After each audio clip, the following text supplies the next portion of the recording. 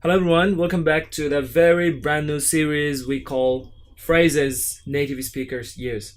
In this series, we're going to teach you many phrases that native speakers use in their speaking and writing almost every day. Phrases or idioms are a group of words that convey or that give us a kind of fixed meaning, and these kind of phrases and idioms improve the quality of our speaking and writing. So sometimes we need to use them in our speaking and writing to improve the quality of our performance. Anyway, we have Mr. Sakib with us. You can see very lovely face. Hello, Mr. Sakib. Hello everyone. He is the co-founder of EngVlog and EngVlog Bangla, and he's my partner as well. And he's my friend as well. So we treat as brother. Okay, we treat each other as a brother. So I love the person very much. He's a very lovely person. He's very helpful, and he's here to co-host the program today. So let's get started with the new series called Phrases Native Speakers Use. Well, the first one is "it beats me." Well, there's nothing to beat you. I'm not talking about something that will beat you, that will hit you, that will hurt you. And it is all about something that when you don't understand something, or when you don't know something, you could say "it beats me." So instead of saying "I don't know" or "I have no idea" or just plain "no idea," you could say "it beats me." It means I don't understand, or simply I don't know. So I think an example will make us more clear, give us a clear picture of that. So Mr. Sakib, do you have any example? Yeah, I have. So please share us. Okay, it beats me how Stephanie even got that promotion.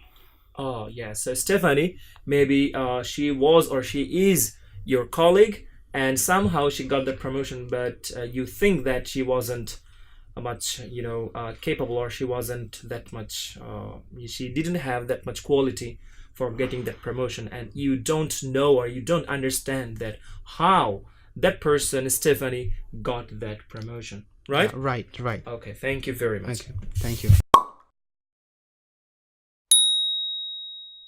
Next comes left, right, and center. Well, the British people say pronounce the word center. Okay, but on the other hand, Americans say center, and when they use the word very quickly in their speaking, it sounds like center. So I prefer American accent, so I'm going with that, right?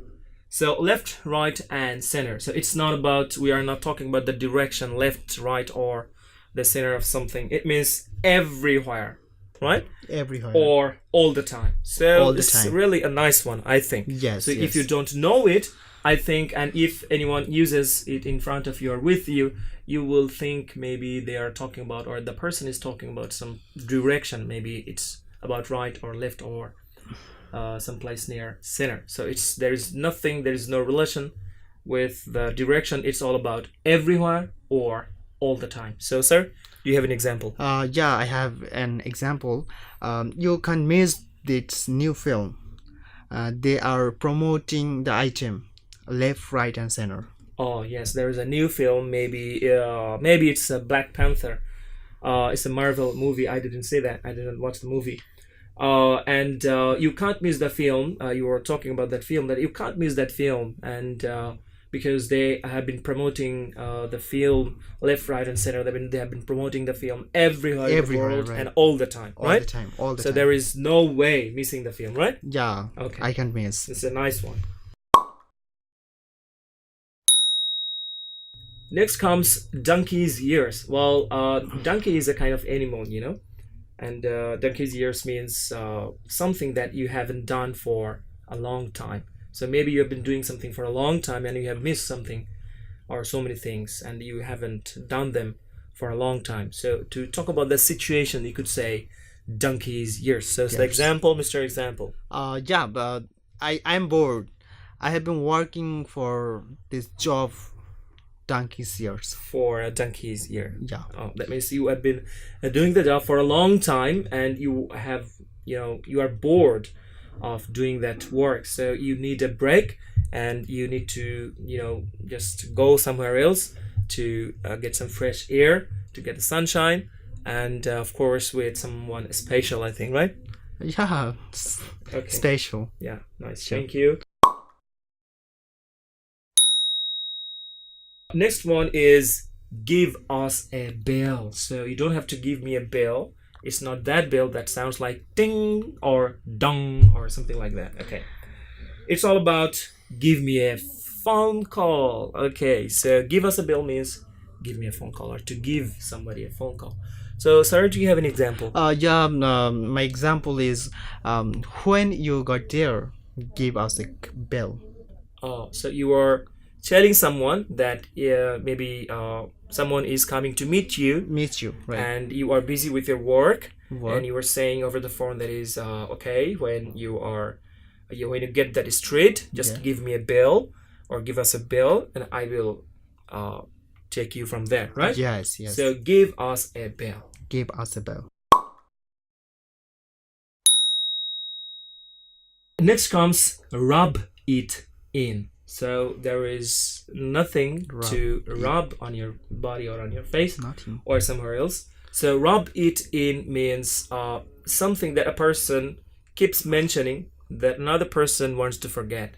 So maybe I just want to forget an event that I didn't like, but Mr. Sakib is there and he keeps mentioning. But he likes to mention that, but I want to forget that. Okay, so in that situation, I could say, oh, don't rub it in. That means don't keep mentioning, right? Yes. The example could be Carlos got into Oxford, but I didn't. That's bad enough, but he keeps mentioning it by rubbing it in to everybody all the time. So I really bother it because I don't feel very right when he does so, because it keeps me, or it makes me remember that even that I didn't got into Oxford, but Carlos did. So rub it in the phrase you could use to talk about the situation. Yes. Right. Well, next comes I like that one. It's one of my favorites. Is smombi. Smombi. Yeah, smombi. Yeah. The word smombi is a combination of two different English words. They are smartphone and zombie, right? So you know zombies, how they look like. And smombi means a person who is very much attached or very much glued to his or her smartphone, and he is walking here and there, and he is moving with his smartphone, and with his head bowed down, and tapping and maybe playing games, or keeps sending messages to his friends or somewhere else, and he is not paying attention much to the people or the surrounding. Okay, so those are the called smombies. Okay, so it has been a problem nowadays. Okay, and of course we will have an excellent example from Mr. Saki. So could you give us an example? Yeah, definitely. People don't know how to communicate with each other face to face anymore. They are such a zombie. Great. It's true, very true.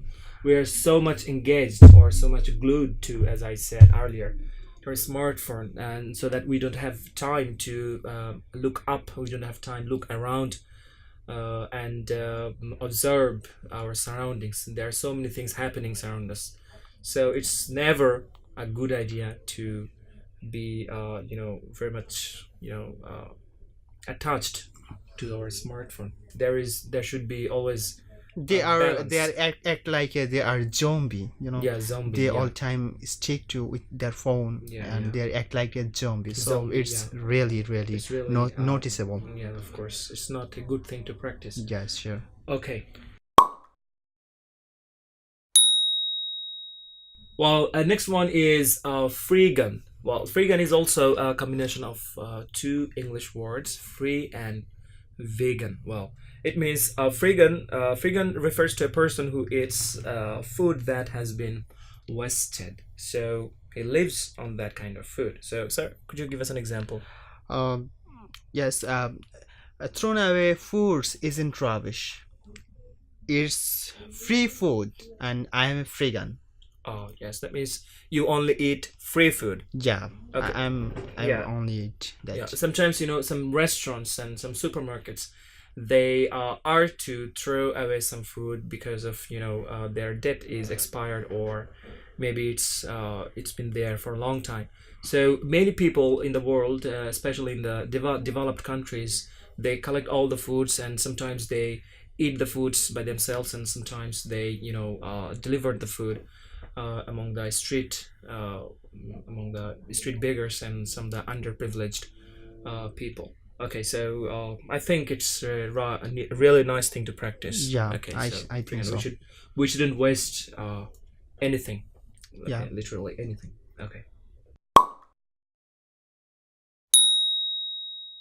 Well, next one is about barking up the wrong tree. Well, it means making the wrong assumption when you want to or you try to achieve something. Okay, sometimes we have to assume, or we assume something, that we just look for the answer, we look for the solution, or we just want to know something, but we don't follow the correct way, and only then we just take the help from assumption. Okay, so sometimes our assumption is so wrong, and we just only understand when we get to the end of something. Okay, it reveals, it just comes out, it comes to the light that we assumed and we had some wrong assumption. Okay, so it's really not a very good thing to do. So barking up the wrong tree means making the wrong assumption while trying to achieve something.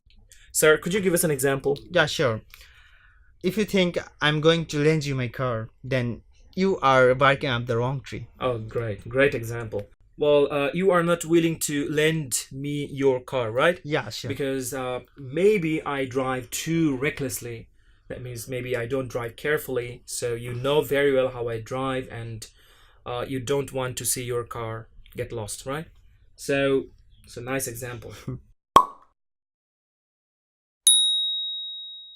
Well, last but one, number 9 is living in cloud cuckoo land. Well, it means someone is silly to think the impossible is possible. So if you daydream too much, if you think that something impossible, if you think about something that is impossible, but you think that could be made, or that could be possible. Okay, so that kind of person, the situation, to talk about that situation, you could say living in cloud cuckoo lands. That means someone is silly to think that the impossible is possible. So the example, sir. If you think you are going to win this match with 10 players, I think you are living in cloud cuckoo land. Excellent. So somehow maybe you are one player short, and the condition is not so well. Maybe they're ahead by some scores. Yes. And you were just you can just understand that is your team is going to lose. Yeah, sure. And that's why, and if that time, in that time, if someone says that is we are going to win, and if someone seems to be very hopeful, Yeah. you could say, if you think that we are going to win this match, then you are living in the cloud cuckoo land, because cuckoo we land. have only 10 players. 10 players, yes. Okay.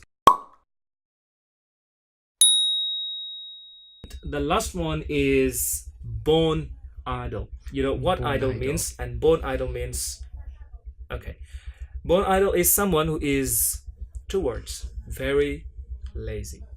Okay. Lazy. Yeah, very Oh, lazy my are called gosh. born idle. Born So idle. I think we have faced where we have seen some people in our life. Okay, they are not only lazy, they're very lazy. Very. They could be given the award, okay, for There is like on kind of a couch potato, right? couch potato. Yes, Yeah, also yeah, another okay. term we could Yeah. use. A couch potato who sits on the sofa, on the couch, all the day, and they like to watch TV, and of course they like to eat maybe chips and crisps and so many other stuffs, like some junk foods they take throughout the day, and they watch TV, and they hardly move. Okay, they are toot or something like that. Okay.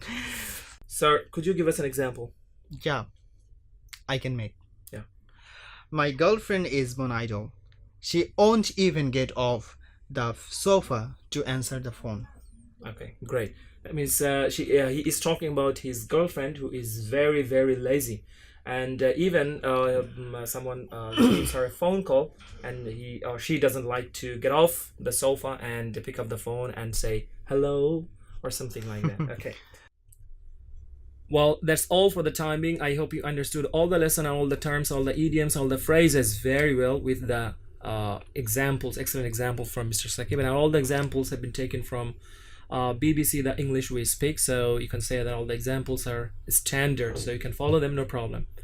And of course, you must try hard to apply them in your speaking and writing, because without application, your information, I mean, this knowledge is nothing. Well, once Albert Einstein said that information is not knowledge. So the thing we shared today, the thing we have discussed today is from our knowledge, but that will come to you as information. So it is your duty to turn this information into your knowledge by applying so many times in your speaking and writing, and of course by sharing with others, because sharing is caring. Well, I hope you enjoyed the lesson, and if you did, just hit the thumbs up below, and don't forget to subscribe to our YouTube channel, to your YouTube channel, EngVlog. Okay, so goodbye, and here Mr. Sakib. Hello everyone. So take care. Goodbye for now. Hope to see you again. Bye bye. Bye bye.